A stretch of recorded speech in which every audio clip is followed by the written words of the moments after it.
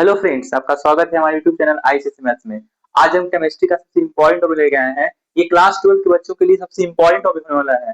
यहाँ से आपके एग्जाम में क्वेश्चन देखने को मिलेंगे ही मिलेंगे, ठीक है ना।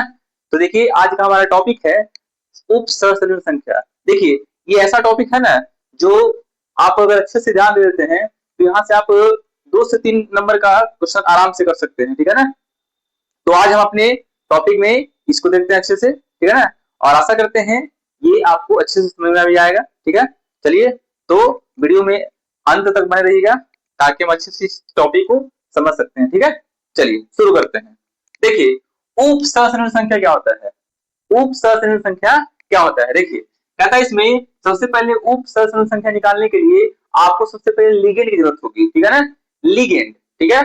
तो पहले जानना होगा कि लिगेंड क्या होता है, ठीक है। लिगेंड क्या होता है, पहले जानना होगा कि लिगेंड क्या होता है। देखिए, लिगेंड जो होता है, कहता है इसमें कि वे आयन या अणु जो केंद्रीय धातु आयन, ठीक है, वे आयन या अणु जो केंद्रीय धातु आयन को अपना इलेक्ट्रॉन युग्म देकर उससे समन्वय बंध बनाता है, ठीक है। क्या करता है, उससे समन्वय बंध बनाता है, उसको क्या कहते हैं हम लोग, लिगेंड कहते हैं। देखिए, अगर परीक्षा से पूछ लिया जाए कि लिगेंड से क्या समझते हैं, क्योंकि बहुत बार प्रश्न में ये भी पूछा गया है कि लिगेंड से आप क्या समझते हैं, 2 नंबर के प्रश्न आसानी से आपके बन जाएंगे, ठीक है ना।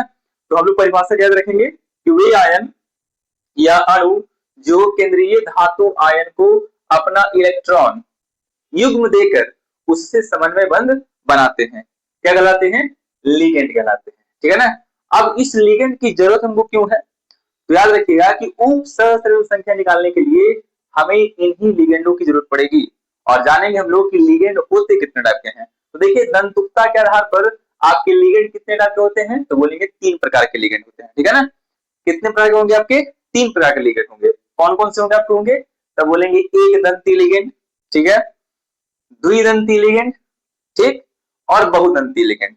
लेकिन हमको इसमें जरूरत किसकी है, तो बस 2 याद रखेंगे हम लोग, एक दंती और द्विदंती। देखिए, एक दंती लिगेंड में कौन कौन आपके आएंगे, H2, NH3, CO, NO, pyridine, Cl यानी chloride ion, bromine ion, OH minus, NO2 minus, NO3, SO4, S4 ion, SO3 ion, cyanide ion.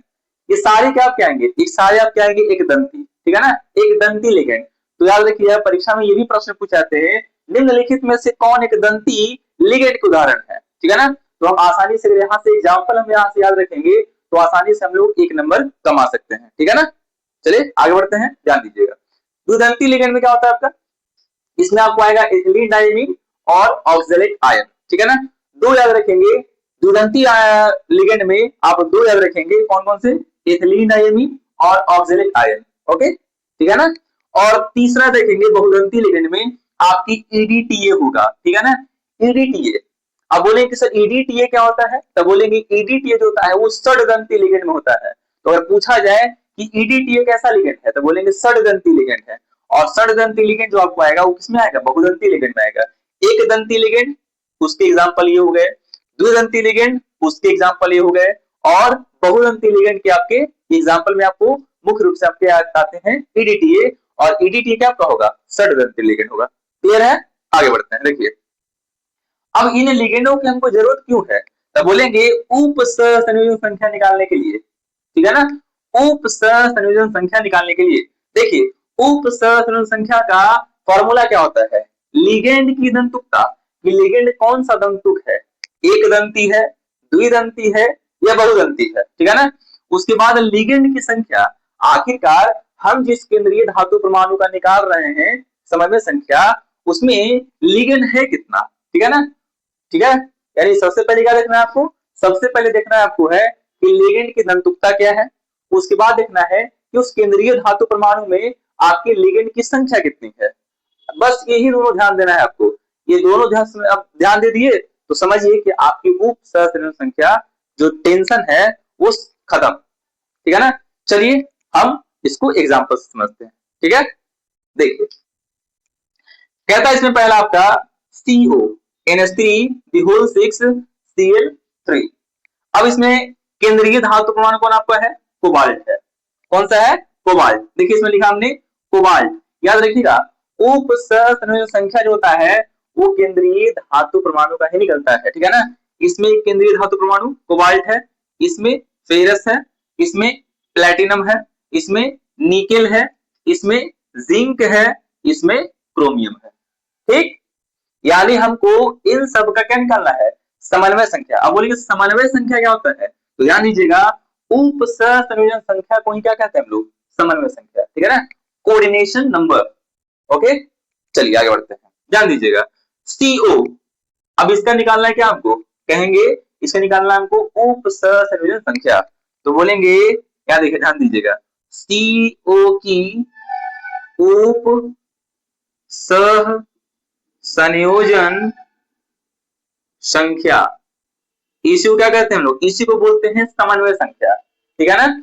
आप चाहो तो उप सहसंयोजन संख्या लिखिए या फिर समन्वय संख्या लिखिए। अब देखिए कि जो CO है वो NH3 के कितने अणु से घिरा हुआ है, तो बोलेंगे इसमें आपके 6 हैं। तो देखिए पहले NH3 जो आपका है वो एक दंती है कि द्विदंती है, देखिए CO के बगल में NH3 है, ठीक है ना। ये देखिए ये जटिलता की पहचान आपका है, ये जटिल यौगिक जो आपका है ना, वो देखिए आपका कोबाल्ट के साथ समन्वय बंध कौन बनाया है, तो बोलेंगे अमोनिया, है ना। अमोनिया कितने, तो बोलेंगे 6। अब देखना आपको कि NH3 जो है वो एक दंती है कि द्विदंती है, तो बोलेंगे NH3 जो आपका है वो एक दंती में है, तो लिख देंगे यहाँ पे हम क्या लिखा है, लिगेंड की दंतुकता, तो आपका हो गया 1, N2 लिखेंगे, N2 लिख दिए। लिगेंड की संख्या, अब देखिए कि NH3 जो है उसकी दंतुकता 1 हो गई, लेकिन NH3 है कितना, 6, तो इंटू 6 लिख दीजिए, तो कितना हो जाएगा, 6 में 1 से गुणा करेंगे तो कितना आएगा, 6। यानी आपकी कोबाल्ट की उप सहसंयोजन संख्या कितनी हो गई, 6 हो गई। कितना आसान है या नहीं है, ठीक है ना। आगे देखते हैं, देखिए इसमें आपको फेरस का निकालना है, तो लिखेंगे Fe की समन्वय संख्या। अब बोलेंगे कि सर कहीं आप उप सहसंयोजन संख्या लिख रहे हैं, कहीं समन्वय, तो आप कुछ भी लिख सकते हैं, या तो उप सहसंयोजन संख्या या समन्वय संख्या, ठीक है ना, दोनों एक ही है, सिर्फ उसका नाम बदला हुआ है। चलिए तो देख सकते हैं कि फेरस जो है कितने साइनाइड से घिरा हुआ है, तो साइनाइड के 6 है ना, 6 साइनाइड से घिरा हुआ है। तो साइनाइड है क्या, देखिए साइनाइड आपकी एक दंती है, तो लिखेंगे 1 गुणा, साइनाइड है कितने, 6, 6 तो कितना हो गया आपका, 6 आपका आंसर आ गया। है आसान या नहीं है। तो अगर वीडियो आपको अच्छी लग रही हो तो वीडियो को लाइक कीजिए, शेयर कीजिए और चैनल को सब्सक्राइब कीजिए, ठीक है। आगे देखिए, ध्यान दीजिएगा, अब कहता है PT NH3 the whole 2 Cl2, इसमें आपको प्लेटिनम का निकालना है, तो कहेंगे कि प्लेटिनम की समन्वय संख्या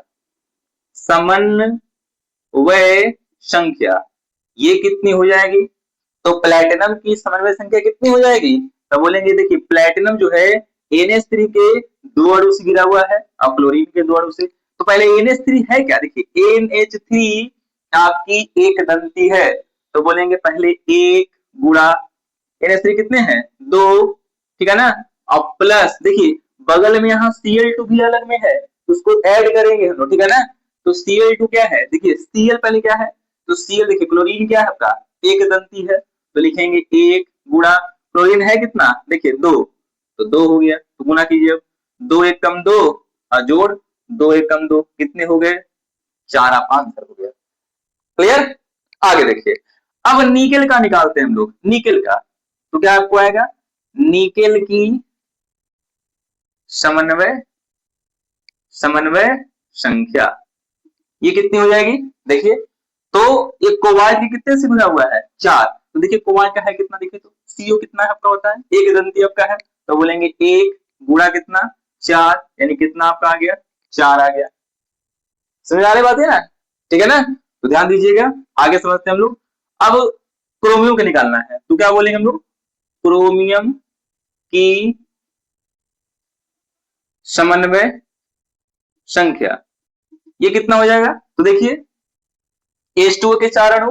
अब H2O है क्या, देखिए H2O क्या है, तो बोलेंगे H2O जो है एक दंती है, तो बोलेंगे 1 गुणा, H2O कितना है, 4, प्लस देखिए Cl2 है, तो क्लोरीन 1 होता है और इंटू 2, इसमें 2 अणु आपके दिख रहे हैं, तो 4 प्लस कितना 2 यानी कितना आपका हो जाएगा 6 हो जाएगा।